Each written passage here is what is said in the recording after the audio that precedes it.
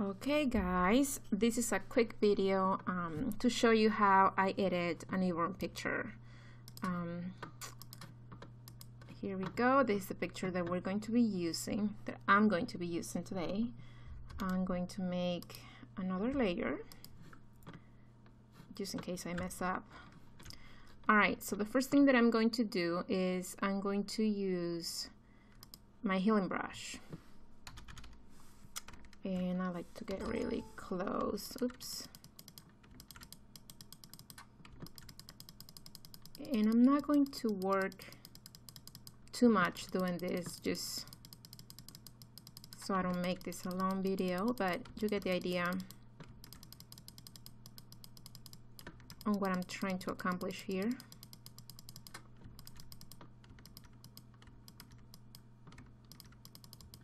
This baby was really clean, so I don't have to worry about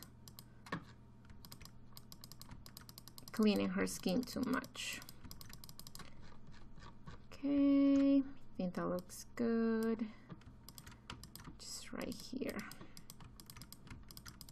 Little things like this. I think that looks good. Oh, right here.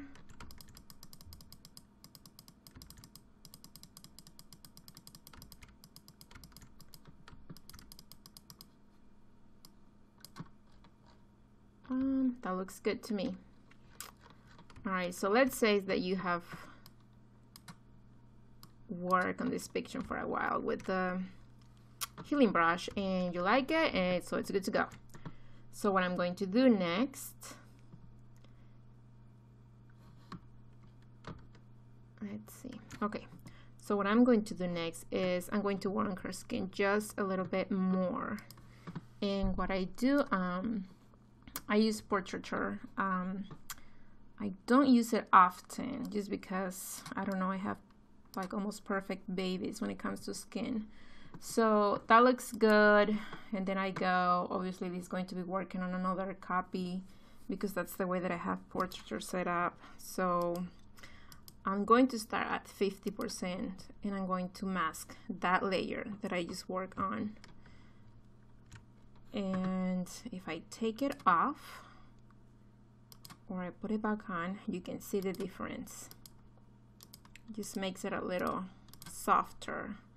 So I think that even 30% is good. Yeah, that's good. So on the mask, I'm going to get the paintbrush on black and I'm gonna go at 100%. And then I'm just going to delete that effect on certain places like lips, nose, and eyelashes. Yeah, I like that. So then I'm going to merge my copy layer with the portraiture layer, and that looks good. I like it. So now I have these boards, these wood boards at the studio that I use constantly, and I've been meaning to make them darker and I just can't get around that, but it's not a problem. So I'm gonna make another layer here. So what I'm going to do is actually we're gonna delete that layer. We don't need that. So what I'm going to do is I'm going to make a new layer of a solid color. Let's say that I'm going to do, I don't know, brown, or at least one of the darker colors of this. There we go. So we have this beautiful brown color that if I show you the mask, it's sort of like a dark brown. Hopefully that's the color that it looks on your monitor, but I'm gonna hide it. So, well, I can just do that. So this is the color that I have. So I'm going to get the gradient tool, and then I'm just gonna show my subject. Now, if I leave it just like that, it will just look very fake. So I like it there. So I'm going to start about 37% and I'll probably do a soft light on it or a different color. I like that. On darken, that color looks very good. So then what I'm going to do, because that gradient is not really specific when it comes to my subject, I'm just going to get a paintbrush about, I don't know, 60% or so. And I'm going to go around my subject slightly, just so that I can get that color, this color, off of my subject.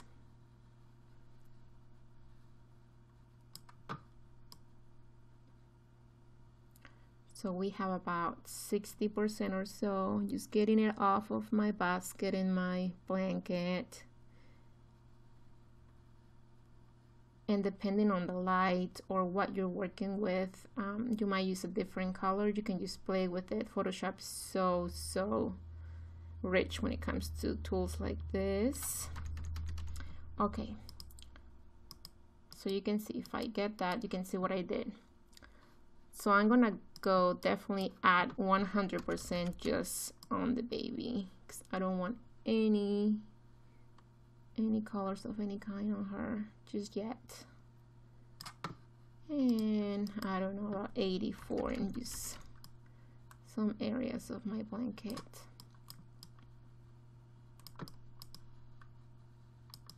It just brights up the highlights completely.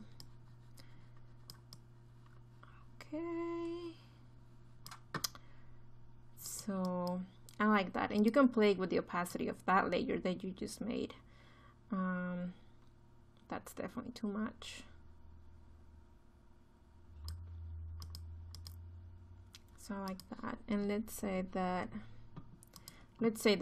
you wish that you had more around the base or in other areas, then you changed your paintbrush to white, I don't know, about 34, and you just apply it around where you want it, and it's definitely gonna make it darker.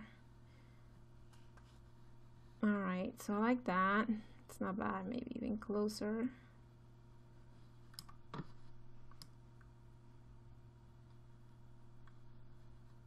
Okay, looks good. I like that. That's good. So then what I'm going to do is I'm going to merge those two layers, and if you notice, I haven't done anything with my original layer here at the bottom. Everything that I have been doing so far, it's on the copy layer. See, there we go. So what I'm going to do next is I'm going to duplicate that layer. Yes, I'm going to go to soft light, and I'm going to start about 10%. And you may not be able to see a huge difference on this video, but it's really cool. Well, just duplicating the layer and making it soft light, it just makes the image really pops up. All right, so then I'm going to get another color like that color. Actually, I think I have it set up for that color, and I'm going to go about, I don't know, really small opacity, about 10%, even 5. Yep, I like that. Yep, I like that a lot. And then I'm going to go and brighten, sorry, not brighten, contrast, about 5 points for contrast.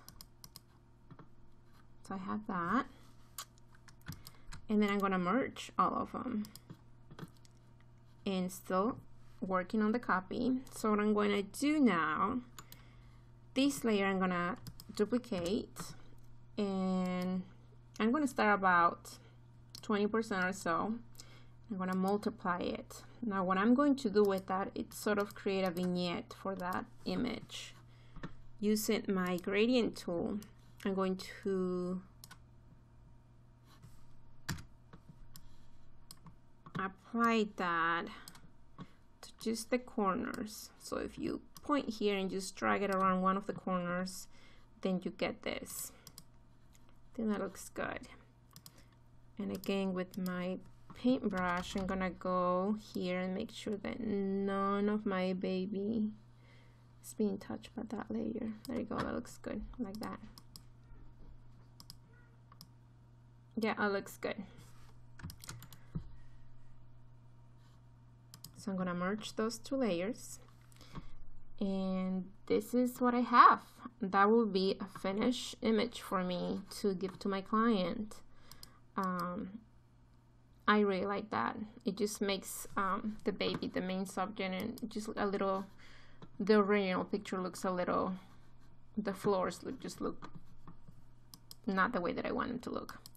So, okay, before and after. All right, I hope that it helped you. Bye-bye.